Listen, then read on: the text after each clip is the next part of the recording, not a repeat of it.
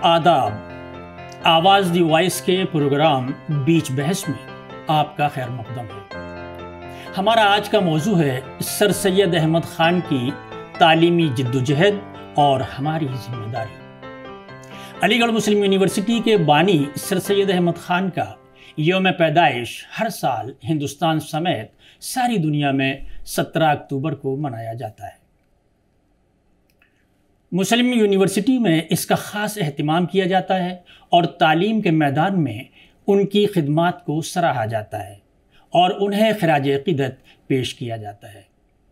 1875 में Anglo oriental college से 1920 में अलीगढ़ मुस्लिम यूनिवर्सिटी बनने तक का सफ़र 133वें साल में पहुंच चुका है। बज़ाहिर ये दौर बहुत से उतार चढ़ाव से गुजरा है और AMU मुल्क का कौमी विरसा बन चुकी है। अक़लियती किरदार का मामला हो या मुसलमानों के अलावा दूसरे तबकों को रिजर्वेशन देने का मामला हो, यहाँ मुख्तलिफ़ किस्म के तनाज़े भी उठते रहे हैं, लेकिन यूनिवर्सिटी आज भी अपनी पूरी आबोताब के साथ तरक्की की मंजिलों पर रवां दवां है और मरकज़ी हुकूमत उसकी ज़रूरतों के मुताबिक मुकर्ररा बजट को हर साल ही मंजूर करती और अदा करती है। इस बार जश्न सर सैयद की सदारत मुमताज़ कानूनदां और इलाहाबाद हाई कोर्ट की लखनऊ बेंच के सीनियर जज जस्टिस अताउर रहमान मसूदी ने की। इस मौके पर उन्होंने बड़ी अहम बात की कि एक इदारा अपना इनफरादी सफ़र शुरू करता है, लेकिन इस सफ़र का रुख इज्तिमाई मकसद की तरफ होना चाहिए। इस मौजू पर आज बातचीत करने के लिए हमारे साथ मौजूद हैं प्रोफेसर ज़ैनुल आबदीन जाफ़री साहब, जो मुल्क क्या बल्कि दुनिया में अपनी तालीम अपने मेयार के लिए मशहूर है। जामिया मिल्लिया इस्लामिया दिल्ली, आप उसमें प्रोफेसर की हैसियत से तालीम देते हैं। तो जाफ़री साहब, मेरा आपसे सबसे पहला सवाल यही है कि जस्टिस मसूदी साहब ने इस साल जो फंक्शन में वहाँ के जश्न सर सैयद में जो बयान दिया, जो बात कही, उससे आप कहाँ तक मुत्तफ़िक़ हैं और उसका मकसद आप क्या समझते हैं कि क्या हो सकता है, उसका मतलब क्या हो सकता है? अस्सलाम वालेकुम। पहले तो और मुझे बड़ी खुशी है कि ऐसी शख्सियत सर सैयद अहमद ख़ान के किसी हवाले से जो प्रोग्राम है उसमें मुझे आपने मदऊ किया, तो मैं इसके लिए आपका शुक्रगुज़ार हूँ। देखिए, सर सैयद अहमद ख़ान हिंदुस्तान में इन जनरल और ख़ास तौर पे मुसलमानों के लिए उनकी जो कारकर्दगी रही है वो उसका कोई दूसरा मिसाल नहीं है। मुझे ये भी फ़ख्र है कि सर सैयद अहमद ख़ान ने जो यूनिवर्सिटी और तालीम की बुनियाद जो गाज़ीपुर ज़िले से शुरू की थी, मैं उसी ज़िले का हूँ। उन्होंने सबसे पहले मुंसिफ मजिस्ट्रेट वहीं गाज़ीपुर में थे और उन्होंने वहाँ भी एक इदारा कायम करने की कोशिश की, मतलब कायम किया इनफैक्ट। उसका आज भी हिस्सा एक है वहाँ पे। जो जस्टिस साहब ने कहा वो बहुत बेहतर है और सही कहा उन्होंने। इतने तकरीबन 100 साल का वक्त गुज़र गया। 1920 में यूनिवर्सिटी बन गई थी, 100 साल से ज़ायद वक्त गुज़र गया और अलीगढ़ मुस्लिम यूनिवर्सिटी मुस्तकिल अपनी खिदमात कौम के लिए, अपने मुल्क के लिए और पूरी दुनिया के लिए अपनी खिदमात पेश कर रही है और निरंतर इसमें बग़ैर किसी उसके। अलीगढ़ मुस्लिम यूनिवर्सिटी आज भी एक दुनिया के मशहूर तरीन ये दरसगाहों में से एक है। मेरा एक इसमें और मैं अर्ज़ करना चाहूँगा कि अलीगढ़ मुस्लिम यूनिवर्सिटी की एक एलुमनाई एसोसिएशन तकरीबन दुनिया के हर गोशे में है और हर साल हम लोग जो सर सैयद डे मनाते हैं। लेकिन मुझे बड़े अफसोस के साथ ये कहना पड़ रहा है आज आपके सामने और तमाम अलीगढ़ियन, अलीगढ़ बिरादरी जो अपने आप को कहते हैं, उनके लिए, कि हमने सर सैयद के मिशन को समझा नहीं और उसको आगे नहीं बढ़ाया। क्या वजह है कि तकरीबन 125 साल के बीच में कोई और सर सैयद नहीं पैदा हुआ? क्या तालीम के अलीगढ़ मुस्लिम यूनिवर्सिटी के अलावा कोई और आया? क्या अलीग बिरादरी या एलुमनाई एसोसिएशन जो अलीगढ़ के हैं, ओल्ड बॉयज़ एसोसिएशन ज़्यादा उसका नाम है, उन्होंने कोई इदारा कायम किया, कोई स्कूल कायम किया? सर सैयद अहमद खां का मिशन तालीम था, मुसलमानों में तालीम आगे बढ़े। सर सैयद खान ने एक जगह कहा था कि हम चाहते हैं कि हर मुसलमान बच्चे के एक हाथ में कुरान हो और एक हाथ में साइंस और उलूम, साइंस और इंजीनियरिंग का उलूम की डिग्री हो। क्या हम इसमें अगर आगे, क्या वो चीज़ पूरा हुआ? आप तमाम रिपोर्ट्स देखेंगे तो उसमें ये पाएंगे कि हम इसमें बहुत पीछे हैं। जी।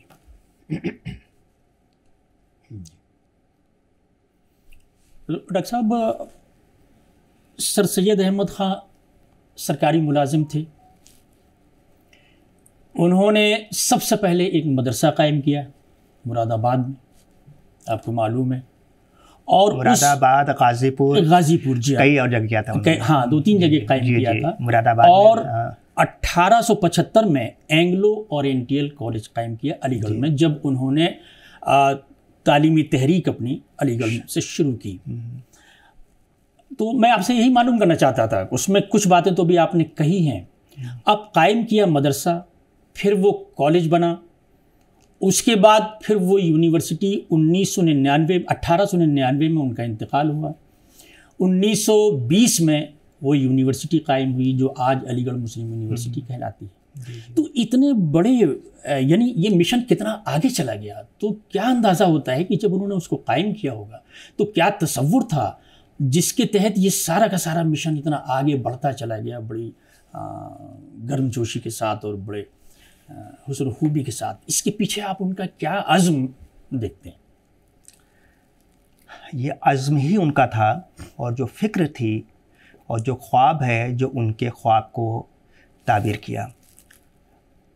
आपने जुमला के मदरसा, स्कूल और यूनिवर्सिटी, मैं इसमें फ़र्क नहीं समझता हूँ। ये ज़ुबान, अलग अलग ज़ुबान में अलग अलग नाम है। ये तमाम चीज़ें जिनको अंग्रेज़ी में हम लोग बोलते हैं एजुकेशनल इंस्टीट्यूट्स, उसमें ये होता है कि हायर एजुकेशन और प्राइमरी एजुकेशन। तो मदारिस जो थे वो प्राइमरी एजुकेशन है, और प्राइमरी एजुकेशन बुनियाद है तमाम एजुकेशन की। सर सैयद अहमद खां का जो ख्वाब था मुसलमानों की तालीमी हालात को सुधारना, सर सैयद अहमद खां इसलिए जहाँ जहाँ उनका ट्रांसफ़र होता रहा, चाहे वो मुरादाबाद में रहे, जिस कुछ लोग मुरादाबाद, गाज़ीपुर, एक और इधर एक जगह और वो थे, मुझे याद नहीं आ रहा, वो सब जगह उन्होंने अलीगढ़ में, फाइनली जब अलीगढ़ आए तो वो जहाँ जहाँ गए उन्होंने तालीम के सिलसिले से पहले मदारिस कायम किए। और उन मदारिस में सिर्फ ये नहीं था, हम जब मदारिस का या मदरसा बोलते हैं तो हमारी समझ में आता है कि इसमें दीनी तालीम, ऐसा नहीं है। ये हमें कंसेप्ट बदलना होगा। मदरसा के माने जहाँ पे ये दरसगाहें हैं, ये फ़ारसी का वर्ड है, तो उसमें तालीम दी जाती है, और तालीम चाहे दीन की हो चाहे दुनिया की है, साइंस की हो, ये सारी तालीम दी जानी चाहिए। यही ख्वाब सर सैयद अहमद का था कि हमें दीनी तालीम भी हो और दुनियावी तालीम भी हो। वो इसी बुनियाद पे कभी उन्होंने दीन दुनिया को अलग नहीं किया, और न हमारी मज़हब इसको अलग करता है। तो उन्होंने जो पहले प्राइमरी स्कूल कायम किया, जहाँ जा गए उसको ये वक्त लेता है आगे बढ़ने में। अलीगढ़ आते आते उनको काफ़ी सपोर्ट भी मिला, और फिर उन्होंने मोहम्मदन एंग्लो ओरिएंटल कॉलेज रखा। वो इसलिए रखा कि सरकार से उनको मदद लेनी ज़रूरी थी। आप हर वक्त सरकार से लड़ के काम नहीं कर सकते हैं। जी जी। उस वक्त की गवर्नमेंट बरतानिया गवर्नमेंट थी, तो इसलिए उन्होंने मोहम्मडन एंग्लो ओरिएंटल कॉलेज रखा। आपको ये बता दें, गाज़ीपुर में एक स्कूल है, इसका नाम है Mohammedan Anglo Hindu college, intermediate college, ठीक है ना। ये आज भी कायम है, गवर्नमेंट की है, मुस्लिम उसको मैनेज्ड कॉलेज है। तो उसमें ये उस ज़माने के हमारे जो रहनुमा थे, उन लोगों ने चीज़ों को बड़े कायदे से समझा, और ये एक कौमी यकजहती की ये सब मिसालें हैं जिसको हम भूल गए। मोहम्मडन यानी MH कॉलेज हम बोलते हैं, MAH कॉलेज, इंटर कॉलेज आज भी है गाज़ीपुर में, ठीक है। तो मोहम्मडन एंग्लो हिंदू कॉलेज, ठीक है, इन्होंने मोहम्मडन एंग्लो ओरिएंटल कॉलेज रखा। तो ये कह रहा है कि हमें, क्योंकि देखिए होता क्या ना, आप बहुत लोग इस पर सरसेर साहब क्रिटिसाइज करते हैं, लेकिन मैं इसको इसलिए मानता हूँ कि आप एक मिशन को लेकर आप सारा काम नहीं कर सकते हैं। उस ज़माने में बहुत सारे लोग ऐसे थे जो जंग आज़ादी के मतलब थे, तो इसको मानते कि अंग्रेज़ों को बाइकाट करना है। और आपको ये मालूम कि जामिया मिल्लिया इस्लामिया की बुनियाद बाइकाट पे ही बनी थी, कि हमें तमाम गवर्नमेंट फंडेड कॉलेजेस को बाइकाट करना है। और उसमें अलीगढ़ मुस्लिम यूनिवर्सिटी गवर्नमेंट फंडेड थी, ब्रिटिश गवर्नमेंट की, बरतानी गवर्नमेंट की, तो इसलिए जामिया मिल्लिया इस्लामिया काम हुआ। आज जामिया मिल्लिया इस्लामिया भी अल्हम्दुलिल्लाह काफ़ी अच्छे मकाम पे पहुंच गई, अलीगढ़ मुस्लिम यूनिवर्सिटी मकाम पे पहुंच गया है, ये एक अलग बहस मसला है। तो सर सैयद अहमद खान ने इस चीज़ में गवर्नमेंट की मदद ली।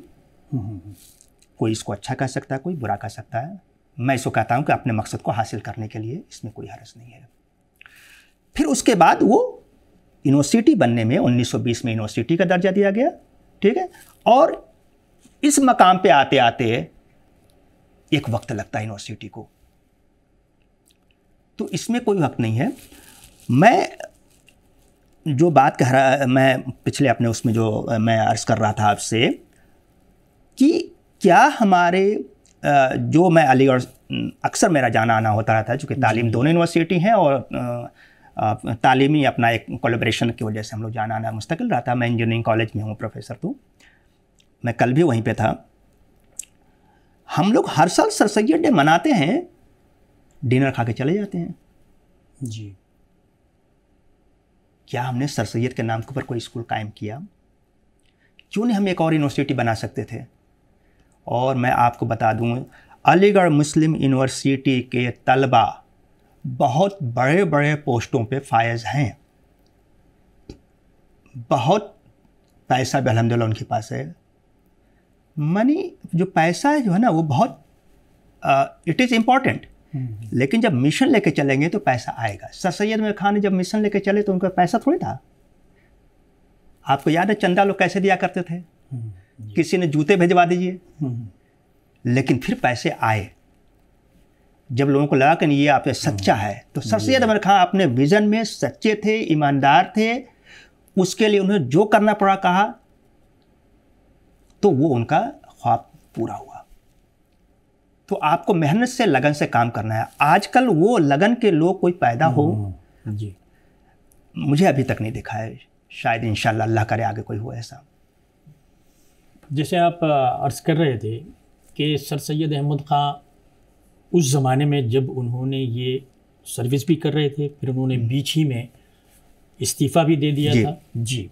उसके बाद फिर उन्होंने अपना पूरा वक्त इसमें लगाया, और जैसा कि लोग बताते हैं उनके नज़रिए के बारे में कि वो मुल्क बैरून मुल्क बहुत सी यूनिवर्सिटी का दौरा किया उन्होंने जी, और ख़ास तौर से इंग्लैंड भी गए, वहाँ तो ऑक्सफोर्ड में पढ़ा है, ऑक्सफोर्ड वहीं के पढ़े हुए हैं वो। और उसके बाद फिर जो है उन्होंने तसव्वुर किया, सोचा। तो हालांकि आज भी बहुत से लोग इस तरह के दौरे भी करते हैं, होकर भी आते हैं। एक तरफ वहाँ आज़ादी की लड़ाई चल रही थी, दूसरी तरफ सर सैयद अहमद खां जंग की तालीम की जंग लड़ रहे थे। तो मैं आपसे यहाँ मेरा सवाल ये बनता है कि इन दोनों फ़र्क के बीच उनका झुकाव या उनका कंसंट्रेशन, तवज्जो तालीम की तरफ क्यों गई? वो मुस्तकबिल में क्या देख रहे थे मुसलमानों के लिए? यही तो देख रहे थे कि मुसलमानों का मुस्तकबिल बगैर तालीम के नहीं है। और मैं भी मानता हूँ और हर कोई ये मानता है, मैं समझता हूँ इससे किसी को भी एतराज़ नहीं है कि किसी भी कौम की तरक्की या मुस्तकबिल, बेहतर मुस्तकबिल बगैर तालीम के नहीं है। अब दो चीज़ें हैं, उस जंग आज़ादी भी थी, आज़ादी भी एक ज़रूरी थी, ठीक है ना, और तालीम भी। एक शख्स जो है वो अपना क्या विज़न लेके चलता है। सर सैयद अहमद खान ने जो है तालीम को मुकद्दम रखा। कई ऐसे वाक़यात आते हैं जी, आज़ादी के साथ वो भी थे, तो कई ऐसे वाक़यात आए जहाँ पे ऐसा लगा कि अंग्रेज़ों की मुखालफत करनी हमें है, वहाँ पर सर सैयद अहमद खान नहीं गए। ऐसे हैं, मैं सही हवाले से कोट कर सकता हूँ, अभी इस वक्त मुझे याद नहीं है, लेकिन हम आपको जो है तो सभी लोग जानते हैं। तो चूँकि उनका ये था कि मुझे तालीम को मुकद्दम रखना है। देखिए, एक शख्स दो काम, तीन काम एक साथ नहीं कर सकता है। सर सैयद अहमद खान वाहिद एक काम पे लेके चले थे कि हमें तालीम के लेवल को बढ़ाना है मुसलमानों के अंदर। और आपको याद होगा कि 1857 के गदर के बाद सबसे ज़्यादा जो हालात ख़राब हुए वो मुसलमानों के हुए। मुसलमानों को कहीं नौकरी नहीं मिलती थी चपरासी के अलावा। ये बहुत मुश्किल काम था उस दौर में। और क्यों हुआ कि जब अंग्रेज़ यहाँ पे आए तो उन्होंने हुक्मरान कौन था यहाँ पे? मुसलमान थे। सारी अच्छी पोस्टों पे फाइज कौन था? मुसलमान थे। तो वो किसको दबाएंगे? मुसलमानों को। तो चुनांचे 1857 के बाद मुसलमानों की हालात बहुत ख़राब हो गए थे। आज जो हम देख रहे हैं इससे ज़्यादा ख़राब था। और ये फ़िक्र सर सैयद अहमद खान को खाई जा रही थी। तो उन्होंने इसका इजाला बहुत सारे हो सकते हैं। उन्होंने इस बात को सोचा कि तालीम को बढ़ावा देना है, और उसके लिए उन्होंने उस मिशन पे चले। और वो उसी पे, मैंने कहा ना कि कई जगह उन्होंने, उनके ख्यालात से लोग मुत्तफिक और क्रिटिसाइज़ होते हैं। कई बातों पे उनके क्रिटिसिज्म मुसलमानों के अंदर भी है, मुसलमानों के बाहर के लोगों के अंदर भी है। लेकिन मैं कहता हूँ कि एक काम को लेकर चले, उसको उन्होंने पूरा किया, उसका खातिर खा फ़ायदा निकला। जामिया मिल्लिया इस्लामिया कुछ सालों से आपका है। 2000 से पहले आप जामिया मिल्लिया इस्लामिया को नहीं कहीं कोई नाम था इसका। तो हिंदुस्तान में जो पढ़ा लिखा मुसलमान दिखता है तो वो अलीगढ़ मुस्लिम यूनिवर्सिटी की देन है। जाकिर हुसैन खान साहब ने एक बार कहीं लिखा अपनी जगह पे कि वो एक साहब से मुलाकात हुई। वो कहते थे कि मैं जब किसी से मिलता मुसलमान से, पढ़े लिखे मुसलमान से, तो मुझे ये हमेशा होता कि अलीगढ़ से पढ़ा होगा जी। और जब वो कहता कि नहीं मेरा तालीम कहीं और से है, तो कहना मुझे बड़ा अफसोस होता था कि ज़िंदगी में कुछ किया नहीं है। और अलीगढ़ यूनिवर्सिटी को आप देख, मैं चूँकि वहाँ का तालिब इल्म रहा हूँ, सिर्फ तालीम नहीं थी, जो तहज़ीम और तमद्दुन सिखाया गया अलीगढ़ में, वो किसी और यूनिवर्सिटी में नहीं मिलेगा सर। सो ये बहुत बड़ी चीज़ है। और जो सर सैयद अहमद खान का कंट्रीब्यूशन हमारी सोसाइटी में रहा है, और ये इंशाल्लाह चलता रहेगा।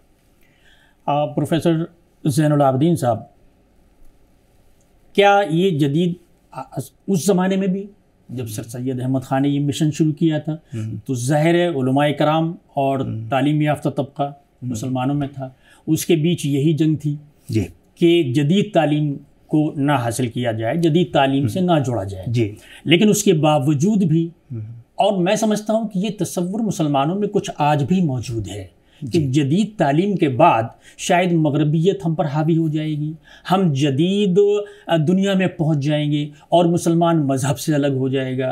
क्या मतलब, एक तो यह है कि क्या, मैं आपसे सवाल करना चाहता हूँ, क्या ये तसव्वुर मुसलमानों में या ये जहनियत मुसलमानों में आज भी है? और अगर आज भी है आपके नज़रिए से, तो इसको किस तरह दूर किया जा सकता है?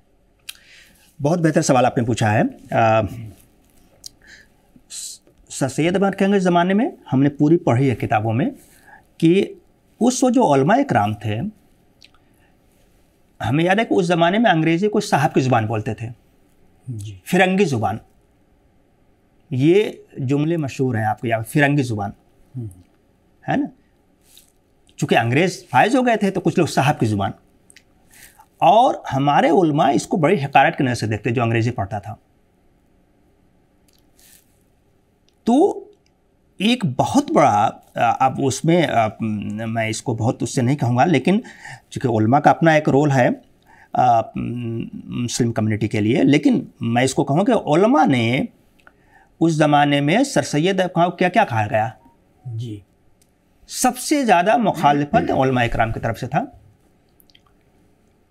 और कुछ बड़े लोग जो नवाबीन थे उनकी तरफ से था जी। नवाबीन या जो बड़े लोग थे जिनको शुरफा जी, उर्दू में इस्तेमाल किया था, शुरफा लोग थे, पढ़े लिखे लोग थे, उनको इसलिए था कि अगर आवाम पढ़ लेगी तो उनकी हैसियत क्या रहेगी। तो एक तो उनकी तरफ से भी मतलब जो है ये उनका कभी सपोर्ट नहीं मिला, क्योंकि वो चाहते हैं कि कौम कम पढ़ी लिखी रहेगी तो हम ज़्यादा हुकूमत करेंगे। ये तमाम हुक्मरां का ये है, पूरी दुनिया में तमाम हुक्मरां चाहते हैं कि हमारी कौम ज़्यादा पढ़ लिख के, पढ़ने लिखने मतलब क्या, सोचने समझने की सलाहियत बढ़ जाएगी।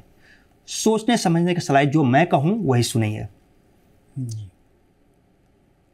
तो उनके तरफ से भी अपोजिशन था,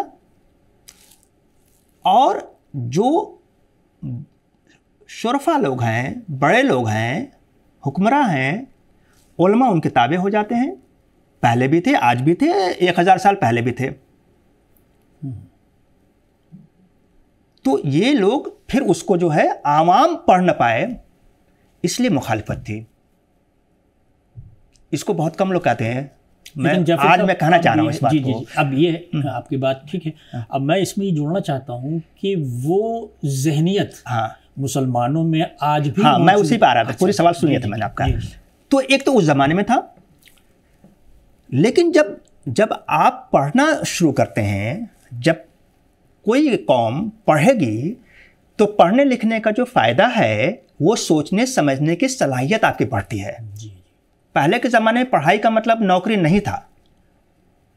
पढ़ने बोले कि आपका जो है पर्सनालिटी डेवलप होगी, आप महफिल में बोल सकते हैं। तो जब सलाहियत बढ़ेगी तो आप ऊपर आएंगे, तो इसलिए तालीम ज़रूरी थी। लेकिन आज भी ख़ास तौर पर जो मदारिस में जो हमारे उलमा हैं,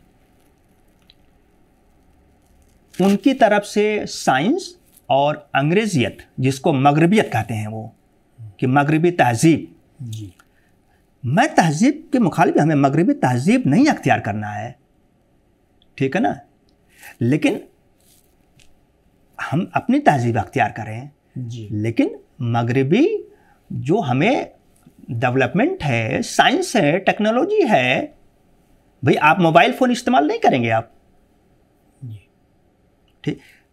कुर्सी मेज पे बैठ के खाना खाने को हराम तक करार दे दिया था उलमा ने उस जमाने में, नहीं बैठे खा सकते। मुझे तो कहीं मिलता नहीं कि क्यों हराम है। बहरहाल हम इस मसले पे नहीं जाएंगे, वरना फिर तो वो चीज़ जो आपने कहा, लेकिन अब कम है, अब कम है। जो भी अभी मुसलमानों में आप देखेंगे, मैं चूँकि मेरा जाना ना था, मैं गांव में भी जाता हूँ, मैं खुद एक गांव का रहने वाला हूँ, है ना, और मैं अब जाता रहता हूँ अपने गांव से। दिल्ली में भले मैं हूँ, लेकिन तकरीबन साल में 1-2 बार ज़रूर मेरा जाना होता है। मैं उनके बीच में काम भी करता हूँ और तालीम के सिलसिले में ही। तो अभी भी जो तबका वो है जो पढ़ा लिखा नहीं है, जिनके वालिदैन पढ़े लिखे नहीं हैं, वो अभी भी इसको लगते हैं कि लड़का हमारा पढ़ लेगा तो बिगड़ जाएगा, मज़हब उससे जो है मज़हब से दूर हो जाएगा। और इसकी वजह एक जो बड़ी थी, अलीगढ़ मुस्लिम यूनिवर्सिटी में बताऊँ इसकी वजह क्या थी। अलीगढ़ मुस्लिम यूनिवर्सिटी में एक ज़माना ये था, तकरीबन 70 से पहले तक, 1970 की दहाई से पहले तक, कि जो पढ़ा लिखा है वो लामज़हब हो जाएगा, और जो मज़हब वाला है वो पढ़ा लिखा नहीं होगा। ये दोनों अलग अलग चीज़ें थीं। तो जो सूट बूट पहनेगा वो अंग्रेज़ी बोलेगा, सिगार पिएगा, और साहब जो नमाज नहीं पढ़ेगा। लेकिन अल्हम्दुलिल्लाह इसके ऊपर भी कुछ लोगों ने काम की, और उसमें बहुत सारे मौलाना इलियास साहब रहमतुल्लाह अलैह जो है देवबंद के काफ़ी लोगों ने इस पर काम किया। अब ये है कि नहीं, आप देखेंगे कि वो दाढ़ी रखे हुए है, नमाज भी पढ़ रहा है और वो बहुत बड़ा साइंटिस्ट भी है। तो अल्हम्दुलिल्लाह ये दोनों तरह से काम हुआ। तो लेकिन अभी भी आपने जो बात कही कि आज भी है, लेकिन पहले के मुकाबले अब कम है जी। क्योंकि मुझे याद है कि मैं जब इंजीनियरिंग कर रहा था और मैं जामिया में लेक्चरर बन चुका था और मैं कहीं पुरानी दिल्ली में किसी महफिल में एक अपने दोस्त के साथ गया हुआ था। तो मैं ये मिसाल आप समझिए इस चीज़ को, तो मेरा उन्होंने तारुफ कराया और मैं पैजामा कुर्ता पहने हुआ था और नमाज़ पढ़ के साथ नमाज मस्जिद टोपी लगाए हुए था और मस्जिद में हम लोग बैठ गए, बातचीत होने लगी कुछ ऐसे ही। तो हमारे दोस्त ने तारुफ कराया कि ये ज़ैनुल साहब हैं और जामिया में ये लेक्चरर हैं, टीचर हैं। तो उन्होंने कहा कि अच्छा सर आप क्या पढ़ाते हैं, अरबी? मैंने कहा नहीं अरबी नहीं। मैं थोड़ा जवाब थोड़ा जल्दी नहीं बोला मैंने। मैंने कहा नहीं। अच्छा तो उर्दू डिपार्टमेंट में होंगे? मैंने कहा नहीं सर। तो क्या पर्शियन में आप है, फारसी में? मैंने कहा नहीं सर। तो फिर किसके आप प्रोफेसर हैं, वो लेक्चरर हैं? मैंने कहा मैं इंजीनियरिंग का हूँ। अब वो साहब उनके हक्का बक्का रह गए। ये तस्वुर में मेरे साथ वाक़या है, सही वाक़या, और ये 1990 91 92 का है, दिल्ली का वाक़या है जी। ये भी नहीं किसी गांव का। तो मुसलमान अगर जो दाढ़ी रखे हुए है, नमाजी है, तो वो उर्दू फारसी अरबी से आगे नहीं जा सकता। ये तस्वुर हमारे कौम के जहन में है, उलमा के जहन में है। लेकिन अल्हम्दुलिल्लाह अब जो है इदाले के नहीं। आप चलिए मैं आपको दिखाऊं, लड़कियां इस नकाब लगाती हैं, स्कार्फ लगा रही हैं, वो इंजीनियरिंग कर रही हैं, स्पोर्ट्स में आगे हैं वो। आप हमारे यूनिवर्सिटी जामिया मिल्लिया इस्लामिया ये में दिखाएंगे आपको। तो अल्हम्दुलिल्लाह चेंजेस आ रहे हैं, यह खुशी की बात है। लेकिन वो आपने जो बात कही वो अभी भी है एक गोशे में, उसको भी दूर करना इंशाल्लाह है। एक सवाल और है मेरा आपसे, चूँकि अभी आपने लड़कियों का जिक्र भी कर दिया, उसी के ताल्लुक़ से सर सैयद ने जब अपना मिशन शुरू किया तो उनकी तवज्जो लड़कों की तरफ ज़्यादा थी और धीरे धीरे या तो उन्होंने उस वक्त महसूस नहीं किया होगा कि इनको बराबर लेके चलो, लेकिन उसके बाद जैसे जैसे आगे उनकी ज़रूरतें भी बढ़ीं और ये हुआ कि मुस्लिम समाज की, मुस्लिम कम्युनिटी की बच्चियों को भी तालीम याफ्ता होना चाहिए। तो मेरा सवाल यहाँ पर ज़रा सा ये है जाफरी साहब कि उन्होंने वहाँ जब दूसरे लोगों ने यानी कोर्ट के दूसरे लोगों ने जब उनकी तवज्जो इस तरफ दिलाई तो उन्होंने मुज़ाहिमत नहीं की, बल्कि उन्होंने उस कमी को महसूस किया और महसूस करके बाद में वो उसी कोर्ट के एक साहब जो अब्दुल्ला गर्ल्स कॉलेज है वो कायम हुआ।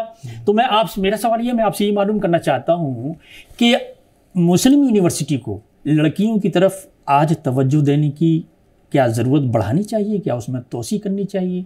इसमें कहाँ तक मुस्लिम यूनिवर्सिटी कामयाब है या अभी नहीं हो पाई उतनी जितनी होनी चाहिए आज के दौर में? दो बातें उस हवाले से आपने बहुत अच्छा सवाल किया ये है। एक तो आपने कहा कि सर सैयद अहमद खान का रुझान लड़कों की तरफ था। मैं इसको देखिए क्या होता कि पहले तो तालीम की मयार बहुत ही कम था कौम के अंदर। जिस कौम में और समाज में आज भी, और आज से 1000 साल पहले भी, बल्कि 2000 साल पहले कहें, जब भी, मैं तो समझता हूँ कि हर ज़माने में समाज में लोगों ने लड़कों को अहमियत दी है लड़कियों से। लड़कियों को कमतर माना है, लड़कों को ज़्यादा बेहतर दिया है। आज भी है, आज से 1000 नहीं 2000 साल पहले जोड़िए तब भी था। तो जिस कौम में, तो जब कोई घर से बाहर निकलने की बात आती है तो पहले लड़कों को, तो जो कौम लड़कों को ही पढ़ने के लिए राज़ी नहीं थी वो लड़कियों को देगी नहीं। तो मैंने कहा ना एक काम करने का तरीका है। तो सर सैयद अहमद खान ने पहले लड़कों के लिए फोकस किया ताकि भाई ये तो बाहर आए जी। उसके बाद जब एक मयार पे आ गया, यूनिवर्सिटी कॉलेज कायम हो गया, तो ये बात अक्सर जी शऊर बाशऊर लोग थे कि नहीं साहब लड़कियों को ऊपर भी आना चाहिए, क्योंकि कुछ ज़माने उस ज़माने में भी थे, उस ज़माने भी लड़कियां फारे में जाकर पढ़ती थीं, आज़ादी से पहले भी जी। यही मुसलमानों की लड़कियां, बहुत सारे नाम आपके सामने आएंगे, लेकिन उनकी तादाद कम थी। तो फिर उसमें ये बात महसूस की गई कि नहीं साहब वो लड़कियों के तालीम के लिए कुछ किया जाए। लेकिन वही जो आपने कहा कि हमारे उलमा में कि नहीं, लड़की और लड़का एक साथ नहीं बैठ सकते, कोई एजुकेशन नहीं। तो पूरे हिंदुस्तान का सिर्फ वाहिद यूनिवर्सिटी अलीगढ़ मुस्लिम यूनिवर्सिटी है जहाँ के लड़कियाँ ग्रेजुएशन तक वो एड नहीं है। वहाँ लड़की बीए कर रही है जी, तो उसका कॉलेज अलग है।